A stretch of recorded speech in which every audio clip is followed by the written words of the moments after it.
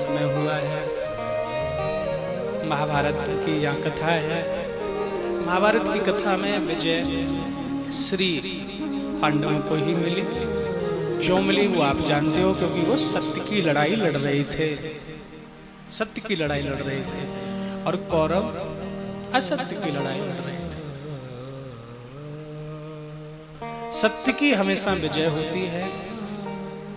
पांडव अकेले थे, लेकिन साथ कौन था? श्री कृष्ण साथ थे। और जिसके साथ में गोविंद हो भैया, उसकी तो पराजय हो ही नहीं सकती है। सारी दुनिया की राजा सेना एक ओर हो गई, लेकिन गोविंद अकेले पांडवों की ओर है। मेरे कृष्ण अकेले पांडवों की ओर है और विजय पांडवों की। दुर्योधन की जंघा जब तोड़ दी भीम ने, तो दुर्योधन ने अस्वस्थता में अपने मित्र को बुलाया और मित्र से कहा, मित्र तेरे अंदर इतना बल है, लेकिन फिर भी तू पांडवों का कुछ नहीं बिगाड़ पाया। गुरु पुत्र है, ब्राह्मण पुत्र है। तो मित्र ने जब इतना कहा, रोते हुए दुर्योधन ने बात कही, तो अस्वस्थामा ने कहा, मित्र आप मेरे मित्र हो, तो मैं वचन देता हूं कि कल का सूर्योदय पांचों पांडव नहीं देख पाएंगे। वचन लिया है। किसने लिया है? ब्राह्मण पुत्र ने लिया है, अस्वस्थामा ने लिया है, और वो भी ब्राह्मण ने लिया है, वो भी गुरु पुत्र ने वचन लिया है, गुरु ने वचन लिया है। जैसे अस्वस्थामा ने संकल्प किया ना, भगवान हिल गए। भगवान सो रहे थे, रात्रि का समय हो रहा था, भगवान की आंखें खुली। अरे ये अस्वस्थामा ने कैसा वचन ले लिया। ब्राह्मण का वचन कभी खाली नहीं जाता, कभी खाली नहीं जाता। तो यहाँ भगवान शिविर में गए, पांडवों के शिविर में गए। श्री कृष्ण युधिष्ठिर सब खड़े हो गए। प्रभु अचानक इस समय कैसे? अब तो रात्रि के 11 बजने वाले हैं, 12 बजने को हैं, इस समय आप क्यों आए हो? भगवान ने कहा, मुझे आज नींद नहीं आ रही। भक्त के ऊपर जहां विपत्ति हो, कभी गोविंद सो सकते हैं? भगवान सो सकते हैं कि? लेकिन बोले मुझे आज नींद नहीं आ रही और मेरी इच्छा है थोड़ी देर टहल के आवे, लेकिन मुझे डर भी लग रहा है, इसलिए मैं चाहता हूं तुम मेरे साथ चलो। आहा, देखो क्या कह रहे हैं, डर लग रहा है। जिनसे पूरी दुनिया डरती हो, जो दुनिया को प्रेम करते हो, आहा, वो कह रहे हैं डर लग रहा है। पांचों पांडव बोले, युधिष्ठिर जी बोले, तू रहे हो छोटे को छोटा, तू तो लाला ही बने हो रहे हो। अर्जुन जानते हैं कृष्ण ब्रह्म है, लेकिन युधिष्ठिर जी कभी नहीं मानते।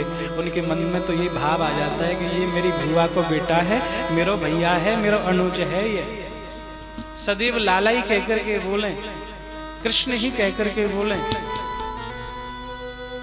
युधिष्ठिर बोले, कृष्ण चल, मैं भी चलूंगा तेरे संग में। यार भगवान कह रहे हैं मनी मन, यही तो मैं चाहता हूं कि तुम पांचों मेरे साथ चलो, पांचों मेरे साथ चलो। पांचों पांडव साथ चले गए। पांचों द्रौपदी के पुत्रों ने देखा, पिताजी पता नहीं कहाँ चले गए। माँ, हम तो आज पिताजी के जो बिस्तर हैं उन पर सोएंगे।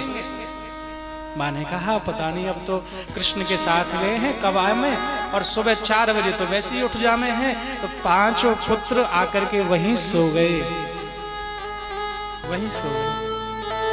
अस्वस्थामा ने प्रवेश किया। रात का अंधेरा है, वो काली भयानक रात आज पांडवों के लिए देखना कैसी काली रात बन जाएगी।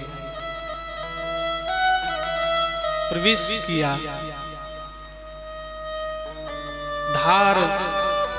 धार हथियार से पांचों की गर्दन को काट लिया, सोते हुए की गर्दन को काट लिया। जैसे शिविर से रक्त बह करके बाहर निकला, द्रौपदी पहरा दे रही है कि पांचों पांडव नहीं हैं और पांचों पुत्र सो रहे हैं। माँ जग रही है, क्योंकि बेटा जब कहीं विपत्ति में फंसा हो तो माँ सोती नहीं है, माँ जागती है। और जैसे शिविर से रक्त आते हुए देखा, द्रौपदी का हृदय फट गया और आवाज निकली जोर से, कृष्ण, गोविंद। भगवान ने जैसे करुण पुकार सुनी, गोविंद ने देखा कि मैं तो अनहोनी को टाल करके यहाँ इनको ले आया, अब क्या हो गया शिविर में? पांचों के पांचों तो मेरे साथ में हैं, अब क्या घटना घट गई? दौड़े दौड़े पांचों पांडव मेरे गोविंद जब दौड़ करके आए तो देखा ये पांचों के धड़ पड़े हुए हैं।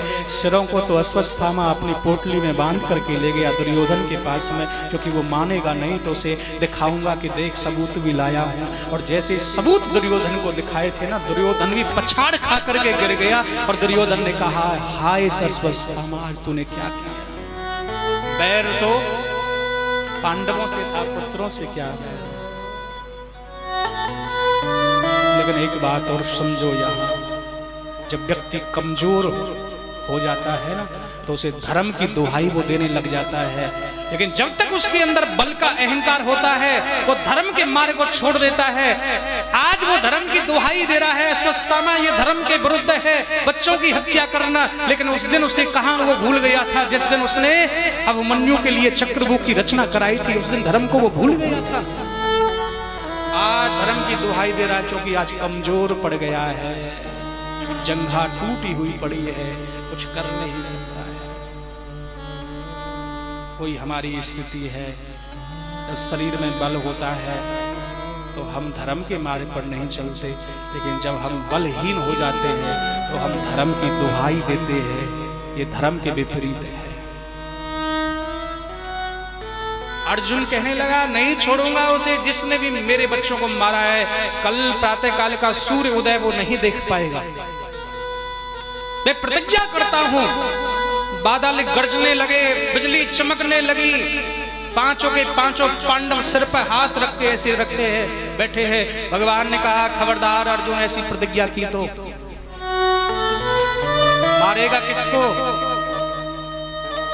तूने उसे देखा है जिसने मारा है? शब्द उतने बोलो जितनी आवश्यकता है। मुंह से निकले हुए शब्द और धनुष से निकला हुआ बाण कभी वापस नहीं होता है। युधिष्ठिर जी की ओर देखा, कहो कौन हो सकता है? युधिष्ठिर जी ने कहा, मुझे नहीं पता। भीम, युधिष्ठिर, नकुल, सहदेव, अर्जुन सब ऐसे हाथ रख के बैठे हैं, पता क्या हो गया ये हमारे। लेकिन फिर भगवान खड़े हुए। भगवान ने कहा, पार्थ ऐसे बैठते नहीं हैं, आगे बढ़ो, मैं रथ लाता हूं। प्रयास तो करना चाहिए। अभी हमारी असफलता नहीं हुई है, अभी भी हम सफल हो सकते हैं, उसे पकड़ सकते हैं। वो ज्यादा दूर नहीं गया होगा, जो भी होगा इसी कहीं ना कहीं इसी जंगल में घूम रहा होगा, जिसने भी हमारे पुत्रों की हत्या की है। भगवान रथ जोड़ करके आए, पार्थ को रथ पर बिठाया, गांडीव लिए अर्जुन आगे बढ़े हैं और कृष्ण आगे बढ़े हैं। भीम, नकुल, सहदेव ने चारों ओर से घेर लिया है जंगल को। अपने आप को अश्वत्थामा ने जब घिरते हुए देखा, बाण चलाए, लेकिन अर्जुन सब बाणों को काटते जा रहे हैं। अर्जुन ने यहाँ अश्वत्थामा ने अर्जुन के ऊपर ब्रह्मास्त्र छोड़ दिया। ब्रह्मास्त्र से फिर पीछे कुछ है ही नहीं। ब्रह्मास्त्र जैसे छोड़ा, आगे से ब्रह्मास्त्र आ रहा है और यहाँ मेरे अर्जुन ने अपना गांडीव नीचे पटक दिया। गोविंद बोले, कर क्या रहा है? ब्रह्मास्त्र उसने संधान कर लिया है, वो हमको सबको जला देगा, जवाब दे। अर्जुन ने कहा, गोविंद अब इसका जवाब तो ब्रह्मास्त्र ही है, मैं भी ब्रह्मास्त्र चलाऊंगा, दोनों टकराएंगे, प्रलय हो जाएगी। हमारे तो 5 पुत्र मरे हैं, लेकिन इन ब्रह्मास्त्र के कारण लाखों करोड़ों लोग मारे जाएंगे। गोविंद, हम सह लेंगे अपने 5 पुत्रों की मृत्यु का दुख, लेकिन मैं नहीं सह पाऊंगा करोड़ों लोगों की मृत्यु का कष्ट, अनेक जीवों की हिंसा। मेरे गोविंद ने देखा, भाव इसका अच्छा है। प्रभु ने कहा, अर्जुन सठे साठ्यम समाचरेत, ये भी व्यक्ति की सूक्ति है अर्जुन, जो मैंने ही कही अपने मुख से। ये मूर्ख व्यक्ति नहीं मान रहा है तो उसके साथ में वही व्यवहार किया जाए जैसा वो कर रहा है। यदि अब ब्रह्मास्त्र छोड़ ही दिया है तो तू भी जवाब दे, जो होगा सो देखा जाएगा। हार जीत का, हार जीत के बारे में मत सोच। हार जीत का प्रश्न नहीं, जो भी होगा अच्छा होगा। हार जीत का प्रश्न नहीं, जो भी होगा अच्छा, जो भी होगा सब अच्छा होगा। ब्रह्मास्त्र छोड़ा, दोनों ब्रह्मास्त्र टकराए, बिजली से चमकी, लेकिन भगवान की इच्छा से प्रलय नहीं हुई। दौड़ करके अर्जुन ने बाल पकड़ लिया अश्वत्थामा को, घसीट करके और द्रौपदी के पैरों में ला करके डाल दिया। द्रौपदी ले, ये है तेरे पुत्रों का हत्यारा, इसी ने तेरे 5 पुत्रों को मारा है। द्रौपदी अब बता इसे क्या सजा देनी है, जो तू आज कहेगी वही मैं करूंगा। द्रौपदी ने जैसे झुक करके देखा कि ब्राह्मण पुत्र पैरों में पड़ा है, गुरुजी की तो शरीर पूरा हो गया है, गुरु के स्थान पर ही वही है, तो गुरु पैरों में पड़े हैं। द्रौपदी एक साथ पीछे हटी, अरे अर्जुन क्या अनर्थ कर रहे हो, दंड के बारे में तो सोच भी मत लेना। ब्राह्मण पैरों में तुमने ला करके डाल दिया, गुरु पैरों में ला करके डाल दिया, अरे क्या होगा, किसी नरक में भी हमको जगह नहीं मिलेगी। मैं सह लूंगी अपने पुत्रों की मृत्यु का शोक, लेकिन नहीं सह पाऊंगी कि ब्राह्मण पैरों में झुके, नहीं सह पाऊंगी कि ब्राह्मण को दंड मिले। ये कह सकती है तो एक शक्ति स्वरूपा एक माँ ही कह सकती है भैया। द्रौपदी ने देखो यहाँ बड़ी सुंदर बात कही है, मुंचिता मुंचिता में सा ब्राह्मणो नित्यराम गुरु उवाच चाह संत यस्य बंधनानयम सते। छोड़ दो इसे, जाने दो, इसे नहीं मारना। अर्जुन ने कहा द्रौपदी हमारे 5 पुत्रों का हत्यारा है, तू क्या कर रही है? नहीं, ये ब्राह्मण है, ये गुरु तुल्य है, गुरु के स्थान पर है। युधिष्ठिर जी महाराज से पूछा क्या करें भैया? युधिष्ठिर जी ने कहा जो धर्म कहता हो वो करना, धर्म के विरुद्ध मत जाना। भीम ने कहा, भीम से पूछा क्या करें? बोल मार दो, इसे छोड़ना नहीं है। नकुल सहदेव से पूछा क्या करें? बोल जो मजले भैया कह रही हैं उसमें हमारा फैसला है, इसे छोड़ना नहीं। लेकिन द्रौपदी कह रही है छोड़ दो इसे, जाने दो। युधिष्ठिर कह रहे हैं कि धर्म के अनुसार ही दंड देना, धर्म के विरुद्ध मत देना। अब यहाँ अर्जुन फंस गया, क्या करूंगा? लेकिन मेरे गोविंद एक कोने में खड़े हैं। गोविंद सोच रहे हैं जब कोई पूछ ही नहीं रहा तो क्यों बोले, पूछेगा तो बता देंगे। लास्ट में अंत में अर्जुन गोविंद के चरणों में गिर गया, बोला प्रभु बताओ ना क्या करूं? भगवान ने कहा अर्जुन ब्रह्मबंधो रिहंतव्या आतताई बदाहरणा। ये ब्राह्मण पुत्र है, इसे छोड़ दो। ब्राह्मण को मारना ब्रह्म हत्या लग जाएगी, लेकिन ये आता ताई है, इसे छोड़ना भी नहीं। छोटे छोटे बच्चों की हत्या इसने की है। कभी कहते हैं छोड़ दो, कभी कहते हैं मार दो। भीम बोले सुनो, हो लिया न्याय, ये न्याय शाम तक भी नहीं होने वाला, कल तक भी नहीं होने वाला। अरे कोई एक निश्चित वो दो कि क्या करना है। गोविंद कहते हैं जो मैं कहना चाहता हूँ वो अर्जुन समझ गया है, क्योंकि भगवान की बात कोई भक्त ही जानता है, हर कोई नहीं जान सकता। वपनम द्रवणादानम स्नानिर्णापणम तथा ऐसे ही ब्रह्म बंधो नाम बधो नानस्तु देहिका। गोविंद कहते हैं ब्राह्मण का भरी सभा में अपमान ही बद के बराबर है। मुंडन कराया और जो अश्वत्थामा के मस्तक में मणि थी ना उसे निकाल करके और धक्का दे करके सभा से बाहर कर दिया। अपमान यदि कहीं हो जाए तो वही मृत्यु के बराबर है भैया। यहाँ ब्राह्मण की बात कही है, लेकिन मैं तो संसार में सबकी बात करूं। घर पर कोई अतिथि आए, कोई संत आए, कोई रिश्ते वाला आए, कोई रिश्तेदार आए, कभी भी भूल करके अपमान मत करो। अपमान ही मृत्यु के बराबर है। मृत्यु का जहर तो एक बार पिया जाता है, लेकिन अपमान का वो जहर फिर जिंदगी भर सताता ही रहता है। अश्वत्थामा को महसूस तो हुआ मेरा ऐसा अपमान, अब मैं किसी का मुंह दुखाऊंगा ही नहीं, रहूंगा ही नहीं। लेकिन थोड़ी देर के बाद में सोचा ऐसी छोटी छोटी बात तो होती रहती है।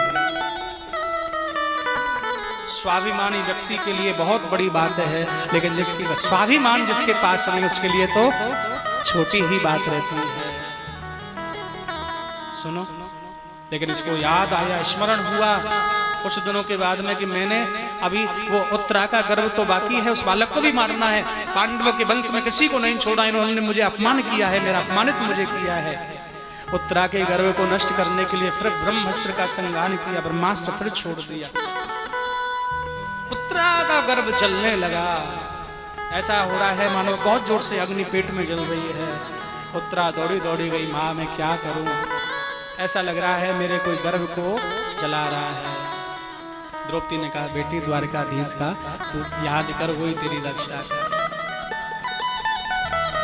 उत्तरा ने दोनों हाथ ऐसे ऊपर किए गोविंद कि पाहि पाहि महायोगिन,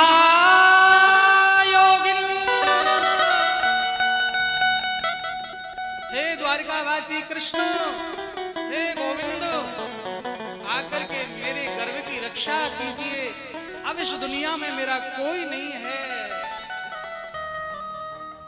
सुनो, भगवान वैसे वहीं थे, लेकिन द्वारकावासी तो भगवान आकर के प्रकट हुए और बोले उत्तरा तू चिंता मत कर, अंगुष्ठ का रूप बना करके गर्भ में प्रवेश कर गए। लेकिन देखो भगवान गर्भ में कभी नहीं जाते, भगवान तो कहते, इसलिए तो कहते हैं प्रकट होते हैं। लेकिन आज भक्त की रक्षा के लिए भगवान गर्भ में भी प्रवेश करेंगे।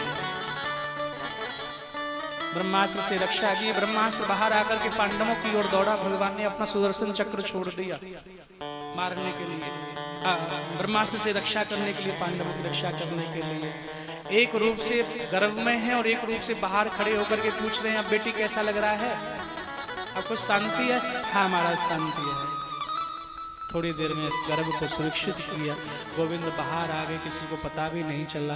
तो वहीं बुआ कुंती खड़ी है, बुआ जी से बोले अब कोई घबराने की बात नहीं है, कोई थोड़ा बहुत कोई दर्द हो गया था, कोई कुछ खाना पीना गलत खा लिया होगा इसलिए परेशानी हो गई, ज्यादा मत घबराओ, तुम तो सब ऐसे घबरा गए, कुछ नहीं हुआ, ऐसे प्रभु कह रहे हैं। लेकिन सुनो, भगवान से भक्त की कोई बात नहीं छुपती, तो भगवान की भी कोई बात भक्त से नहीं छुप सकती है। बुआ जी ने कहा मैं जानती हूँ किसने रक्षा की है, गोविंद तू ब्रह्म है, कृष्ण तू भगवान है, क्या मुझे पता नहीं है? बार बार जब जब विपत्ति आई तुमने हमारी रक्षा की, मेरी पुत्र वधू का चीर हरण हो रहा था लेकिन तुमने उसे एक साड़ी को ही अक्षय चीर बना दिया, क्या मुझे पता नहीं है? आज भी इस बच्चे की रक्षा की है तो तुमने ही की है, और मेरे 5 पुत्रों को केवल जीत का सहरा बंधा तो वो भी तुम्हारे कारण बंधा है।